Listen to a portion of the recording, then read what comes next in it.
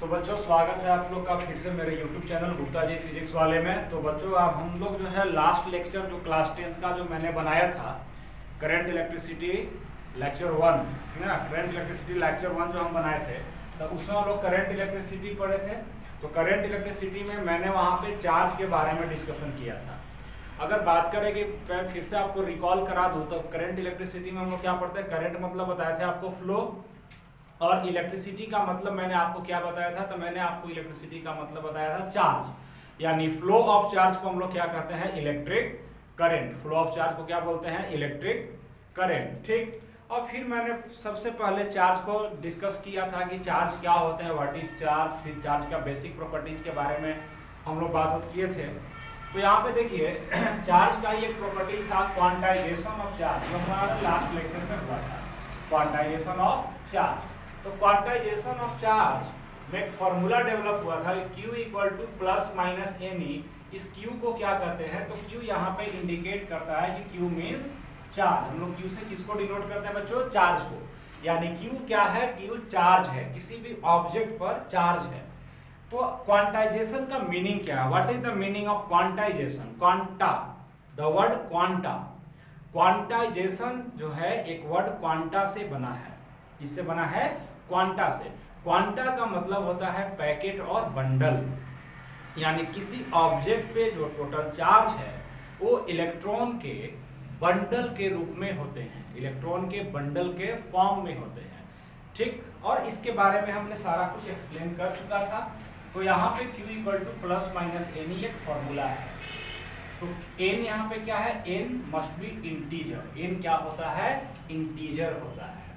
ठीक, दूसरी बात E क्या है, तो E है आपका बेसिक चार्ज 1.6 × 10⁻⁻19 कूलम इसका वैल्यू होता है। ओके, तो सबसे पहले आज जो है इस लेक्चर में, या जो बच्चे आज पहली बार इस लेक्चर को देख रहे हैं तो इससे पहले वाला जो लेक्चर है उसको देखिए। पहला लेक्चर ये क्या है, करंट इलेक्ट्रिसिटी का दूसरा लेक्चर है जो कि क्लास 10th के लिए मैं बना रहा हूँ।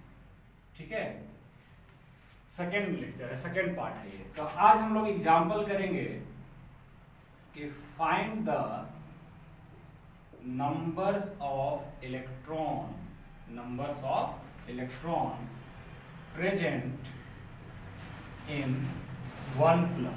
एक कूलम चार्ज में कितने नंबर ऑफ इलेक्ट्रॉन होते हैं। मतलब कहने का ये हुआ कि अगर मान लीजिए कि ये दो पेन है मेरे पास, इन दो पेनों को आपस में रब किया जाए तो दोनों के दोनों पेन चार्ज हो जाएंगे। एक पेन चार्ज हो जाएगा निगेटिवली चार्ज, तो दूसरा क्या होगा, तो दूसरा होगा पॉजिटिवली चार्ज।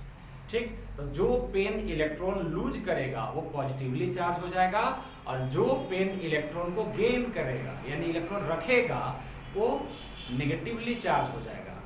तो यानी अगर मैं बोलूं कि ये जो मार्कर है इस पे 1 कूलम चार्ज है, कितना चार्ज है, 1 कूलम चार्ज हुआ है, तो कितने इलेक्ट्रॉन को ये लूज किया होगा। ओके, तो इस सवाल को हमको बनाना है। देखिए सॉल्यूशन देखिए कैसे बनाते हैं बच्चों। तो हम जानते हैं कि Q बराबर फॉर्मूला क्या है, Ne। 1 कूलम है तो प्लस वाला फॉर्मूला यूज कर लिए, Q बराबर Ne। और Q कितना गिवन है, तो Q गिवन है 1, यहाँ पे आ गया n, और E का वैल्यू देखिए मैंने पहले ही लिख दिया है। तो E का value 1.6 × 10⁻⁻19। Okay, then n equal to 1/1.6 × 10⁻19। देखो यहाँ पे इस पॉइंट को हटाओगे तो ये 10 हो जाएगा, और ये जो है ये ऊपर भेजो इसको तो ये हो जाएगा 10⁻+19, और नीचे कितना हो गया, 16। ठीक, अब आगे देखो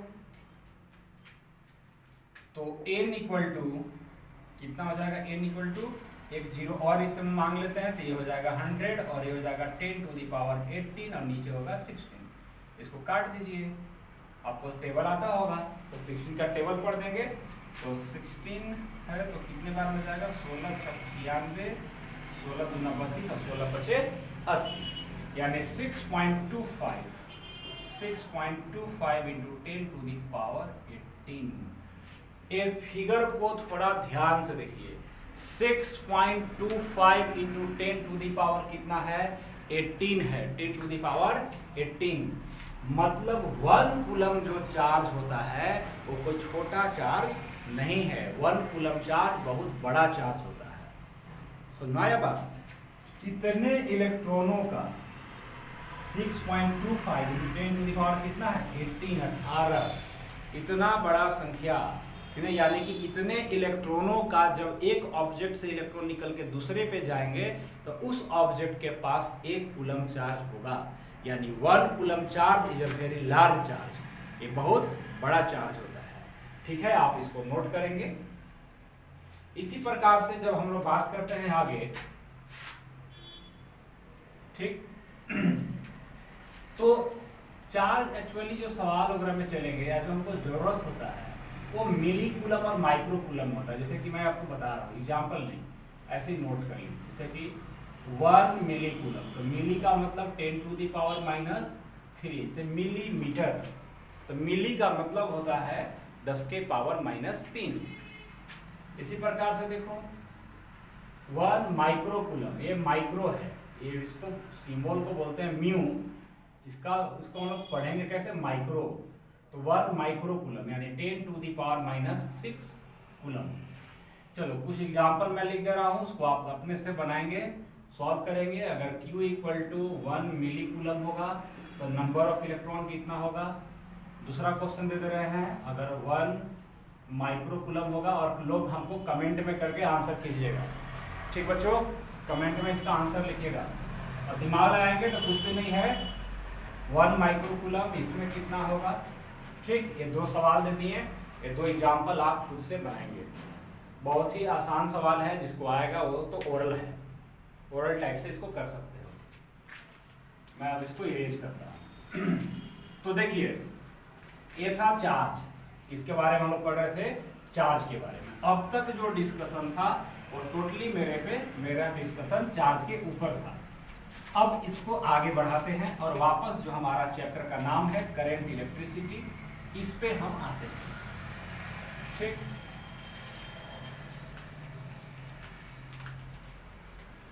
चलिए ध्यान दीजिए, करंट इलेक्ट्रिसिटी। इस वापस करंट पर आने से पहले हमको 2 बात समझना बहुत जरूरी है। एक होता है इलेक्ट्रिक पोटेंशियल और दूसरा होता है पोटेंशियल डिफरेंस। 2 महत्वपूर्ण पॉइंट हैं, एक क्या है इलेक्ट्रिक पोटेंशियल और दूसरा पॉइंट क्या है पोटेंशियल डिफरेंस। इलेक्ट्रिक पोटेंशियल है क्या, एक्चुअली ये जब आप 12th में जाओगे तो बहुत डेप्थ में पढ़ोगे, या 11 में जब आप जाते हैं तो ग्रेविटेशनल पोटेंशियल पढ़ते हैं। बहुत ही इंटरेस्टिंग चैप्टर होता है ये। देखिए, इलेक्ट्रिक पोटेंशियल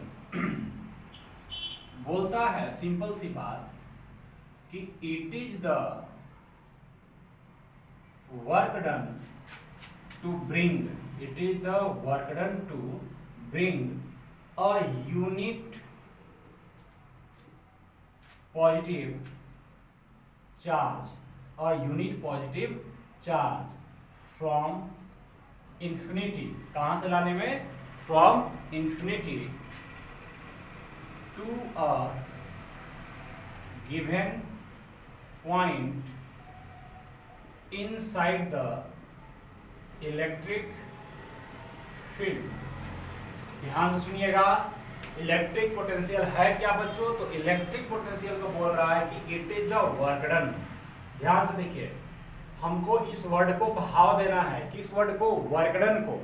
इलेक्ट्रिक पोटेंशियल कुछ और चीज नहीं है, वर्क डन है। क्या है, वर्क डन है। कैसा वर्क डन, कहां से आ रहा है ये वर्क डन, कैसा वर्क डन है। जैसे कि हम लोग 9th क्लास में पहले से थोड़ा बहुत वर्क डन जानते हैं कि फोर्स इनटू डिस्प्लेसमेंट को हम लोग वर्क डन कहते हैं। क्या वही वाला है या दूसरा कुछ है। ठीक, तो it is the work done to bring, bring माने लाने में, ब्रिंग मतलब टू ब्रिंग लिखा है, टू ब्रिंग मतलब लाने में, कहां लाने में, ध्यान दीजिएगा। क्वेश्चन एराइज कीजिए, ए वर्क डन है, it is the work done, यानी इलेक्ट्रिक पोटेंशियल क्या है, वर्क डन है। ठीक है, कैसा वर्क डन, क्या करने में वर्क डन, माना काम क्या हो रहा है, तो काम हो रहा है लाने में, किसको लाने में, हाँ यूनिट पॉजिटिव चार्ज, यानी किसको लाने में, +1 कूलम को, unit positive charge, unit positive charge, यानी +1 कूलम को लाने में कहां से लाना है भैया? तो लाना अनंत से है। कहां से लाना है? इंफिनिटी से लाना है। कहां पे? To a given point inside the electric field, to a given point inside the electric field. अब ये इलेक्ट्रिक फील्ड एक नया बात आ गया, तो कुछ बात नहीं है, ठीक है, हमको इलेक्ट्रिक फील्ड से विशेष लेना देना तो नहीं है, लेकिन ये डेफिनेशन को करेक्ट करने के लिए जरूरी है। तो हम लोग एक बात पहले से जानते हैं, थोड़ा बहुत नॉलेज है ग्रेविटेशनल फील्ड का। किसका नॉलेज है हमारे पास? ग्रेविटेशनल। जैसा ग्रेविटेशनल फील्ड होता है वैसा ही इलेक्ट्रिक फील्ड भी होता है। तो कहने का क्या तात्पर्य है? तो कहने का तात्पर्य यह है कि जैसे कि हम जानते हैं कि हमारी धरती माता यानी हमारा अर्थ, हमारे अर्थ के चारों ओर का वह जगह जहां तक कोई दूसरा मास फोर्स एक्सपीरियंस करता है। जैसे कि मैं इस पेन को यहां से छोड़ रहा हूं तो ये पेन नीचे गिर रहा है, ये पेन ऊपर नहीं जा रहा है, ये पेन क्या हो रहा है? नीचे गिर रहा है। इसका क्या मतलब है कि इस पेन को किसने खींचा है?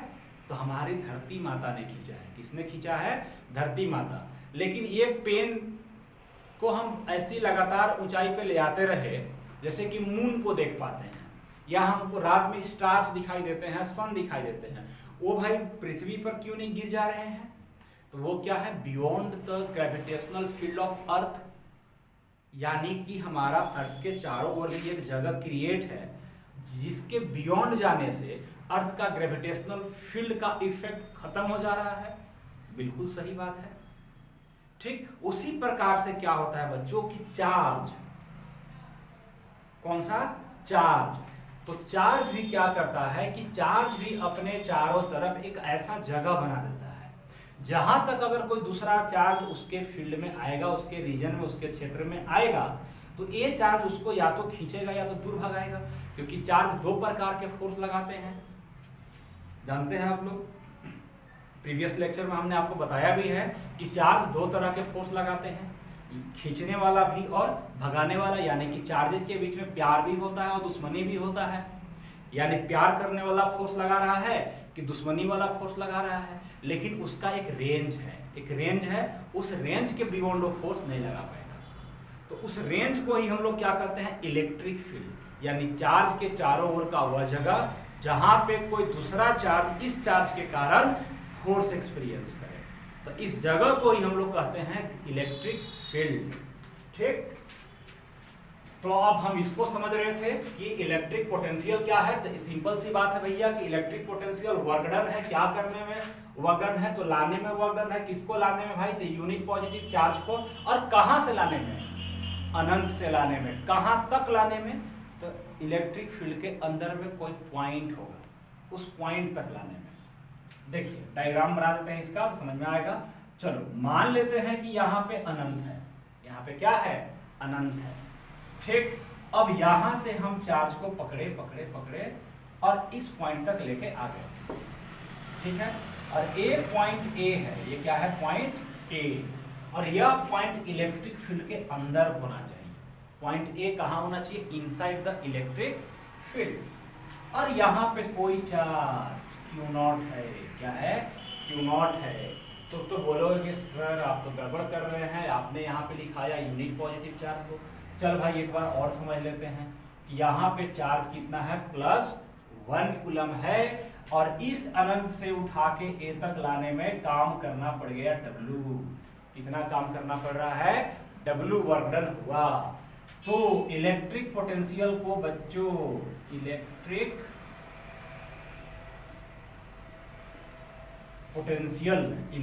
पोटेंशियल को बच्चों V से लिखा जाता है।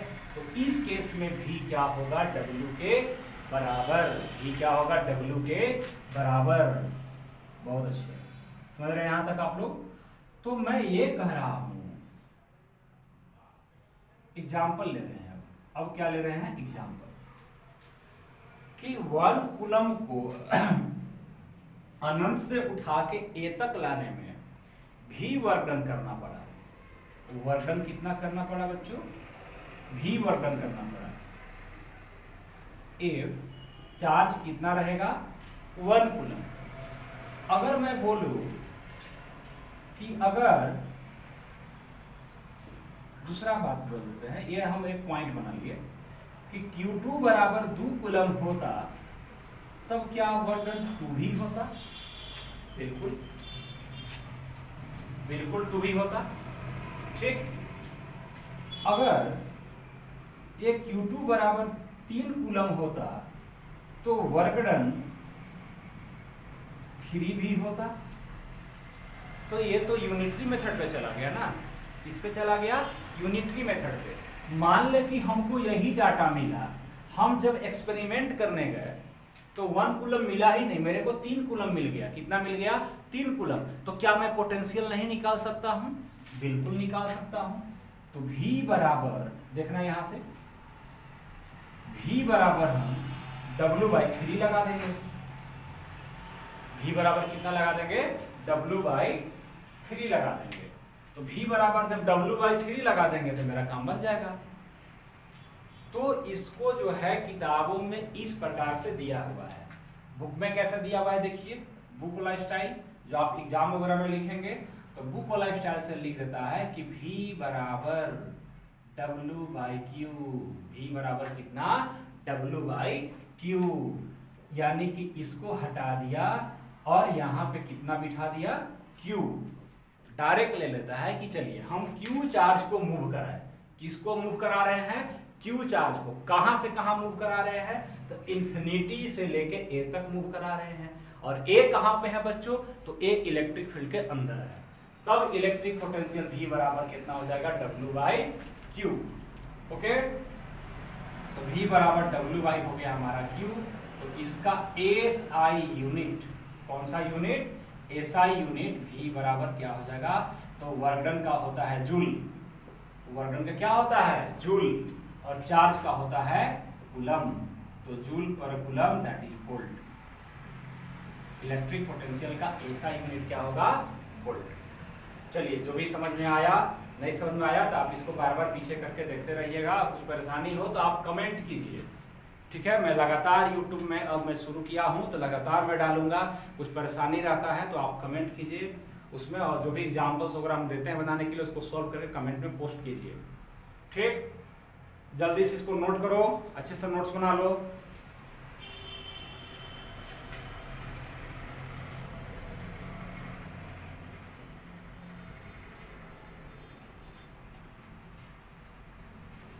चलो बच्चों, हो गया होगा यहां तक? ठीक, अब हम लोग समझते हैं पोटेंशियल डिफरेंस। अब क्या समझेंगे? Potential difference.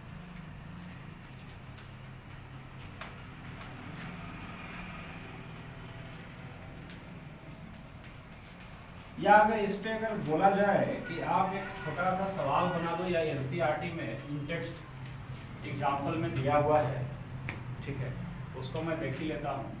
अगर मैं एक छोटा सा एग्जाम्पल लूँ यहाँ पे और मैं आपसे बोलूँ कि if 2 joule of work is done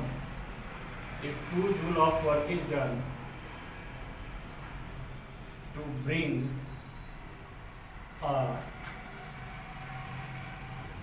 2 coulomb of charge from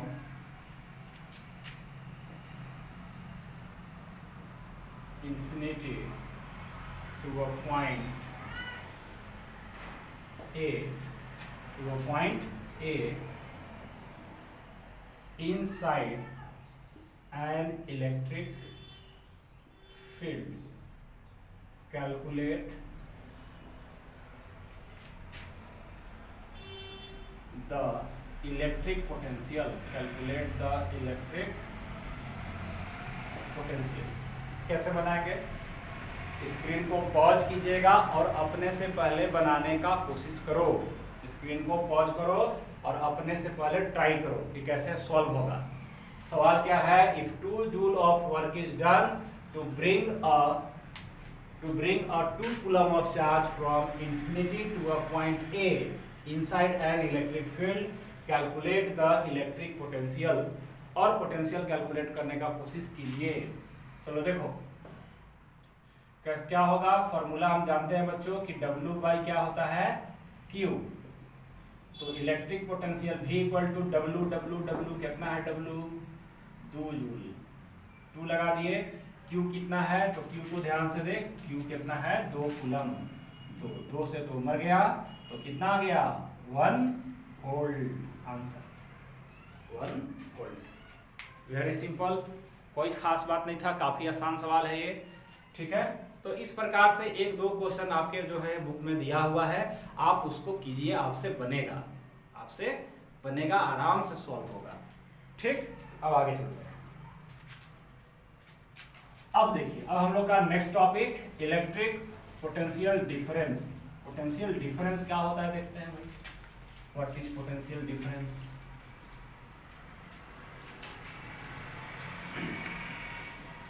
चलो देखते हैं।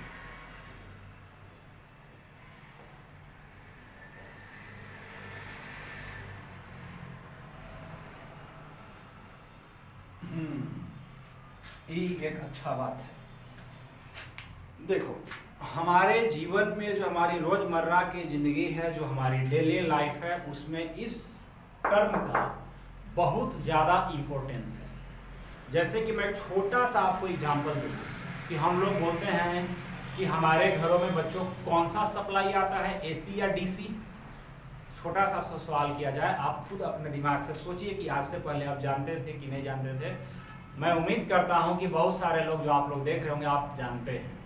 हमारे घरों में सप्लाई कौन सा आता है, AC that is alternating current, या फिर DC direct current. Alternating current, हमारे घरों में सप्लाई कौन सा आता है, अल्टरनेटिंग करंट। अल्टरनेटिंग करंट और डायरेक्ट करंट क्या होता है, कभी मैं इसके बारे में फिर से बात करूंगा, चर्चा होगी, ठीक है। तो हम लोग सिंपल सा बात समझते हैं कि हमारे घर में वोल्टेज कितना आता है, supply voltage, Indian standard of supply voltage domestic supply में कितना है, 220 वोल्ट। कितना बोलते हैं फट से, 220 वोल्ट। तो ये 220 वोल्ट आखिर है क्या, इसको हम लोग आम बोलचाल की भाषा में क्या बोलते हैं, वोल्टेज। और ये पोटेंशियल डिफरेंस का ही नाम है। इसका नाम है पोटेंशियल डिफरेंस का ही। तो बच्चों ध्यान से देखो, हमारे घर में पोल से 2 तार आया हुआ है। एक को बोलते हैं लाइव वायर, क्या बोलते हैं, लाइव वायर। और दूसरे को क्या बोलते हैं, न्यूट्रल वायर। क्या बोलते हैं, एक को बोलते हैं लाइव वायर और दूसरे को बोलते हैं न्यूट्रल वायर। तो इन 2 तारों के बीच में ये जो 2 वायर है, क्या है, ये जो 2 वायर हुआ, इन वायर के बीच में पोटेंशियल डिफरेंस, नाम में ही लगा है डिफरेंस, क्या होना चाहिए, डिफरेंस होना चाहिए। तो इन 2 तारों के बीच का डिफरेंस, किसका डिफरेंस, पोटेंशियल का डिफरेंस। किसका डिफरेंस, तोड़ के पढ़ो, पोटेंशियल का डिफरेंस पोटेंशियल डिफरेंस कहलाता है। यानी ये 2 तार है, इनका अपना अपना इंडिविजुअल पोटेंशियल होता है, अपना अपना इंडिविजुअल पोटेंशियल होता है, लेकिन इनके अपने पोटेंशियल डिफरेंस का अंतर, पोटेंशियल का अंतर यानी पोटेंशियल का डिफरेंस, पोटेंशियल डिफरेंस कहलाता है, जिसको आम बोलचाल की भाषा में हम लोग पोटेंशियल डिफरेंस कहते हैं। यानी हमारा घर में, हमारे घरों में जो सप्लाई आ रहा है अल्टरनेटिंग करंट, उसमें 2 तार पोल से आया हुआ है, ट्रांसफार्मर से 2 तार हमारे घर तक आया। कौन सा, एक आया लाइव वायर, दूसरा आया न्यूट्रल वायर। अब इन 2 तार है, तो ये जो 2 तार है, 2 वायर है, इन वायर के बीच के पोटेंशियल का डिफरेंस कितना है, 220 वोल्ट। ठीक, तो ये 220 वोल्ट को हम लोग वोल्टेज कहते हैं। ओके, अब देखिए इसका डेफिनेशन हम लोग कैसे बना सकते हैं, देखा जाए। ठीक, बाद में इसका फिजिकल सिग्निफिकेंस और हमारा लाइफ में क्या महत्व है उस पर भी डिस्कशन करेंगे। बैटरी में ये कैसे वर्क करता है, क्योंकि अभी जो हम लोग करंट इलेक्ट्रिसिटी पढ़ रहे हैं, ये हम लोग इसमें पढ़ रहे हैं डीसी करंट के बारे में पढ़ेंगे, डायरेक्ट करंट के बारे में, यानी डायरेक्ट करंट यानी बैटरी वाली करंट पढ़ेंगे। ठीक है, अब देखिए, तो सिंपल मैं इसको लिखता हूँ और अलग अलग बुक में अलग अलग स्टाइल से लिखा हुआ है। ठीक है, इट इज द, सिंपल सी बात, डिफरेंस, मैं अभी जो हिंदी में बोल रहा था, it is the difference in electric potential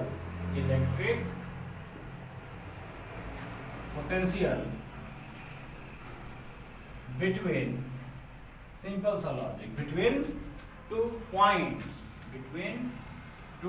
points, लेकिन ये दोनों पॉइंट कहाँ होने चाहिए? तो ये दोनों के दोनों पॉइंट इलेक्ट्रिक फील्ड के अंदर होना चाहिए। Qualifier, it is the difference in electric potential between 2 points, but both the points are in electric field, ये दोनों के दोनों पॉइंट बच्चों कहाँ होना चाहिए? तो इलेक्ट्रिक फील्ड के अंदर। ठीक है, देखा जाए, ये पॉइंट ए है, ए पॉइंट, एक छोटा सा पॉइंट बना दिए हम, पॉइंट बी।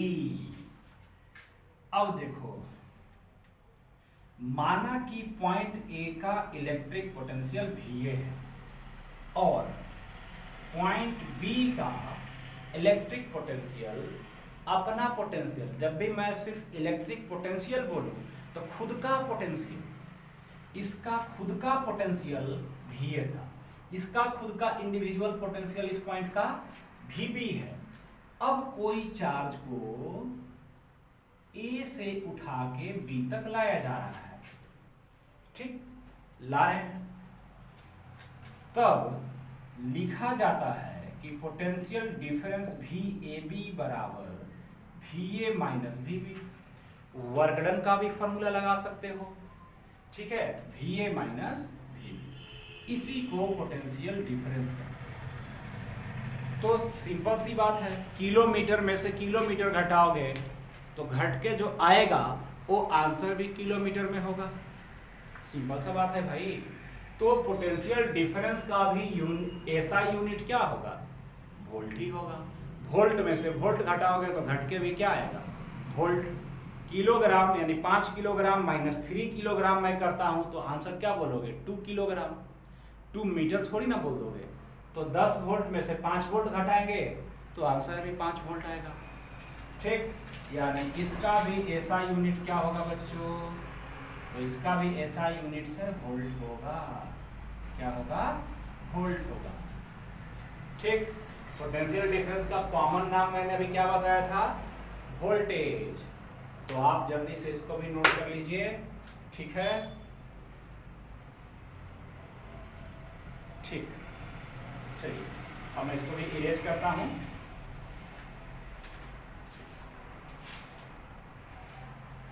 ठीक है बच्चों, तो आज जो है हम लोग आज इतना ही पढ़ते हैं।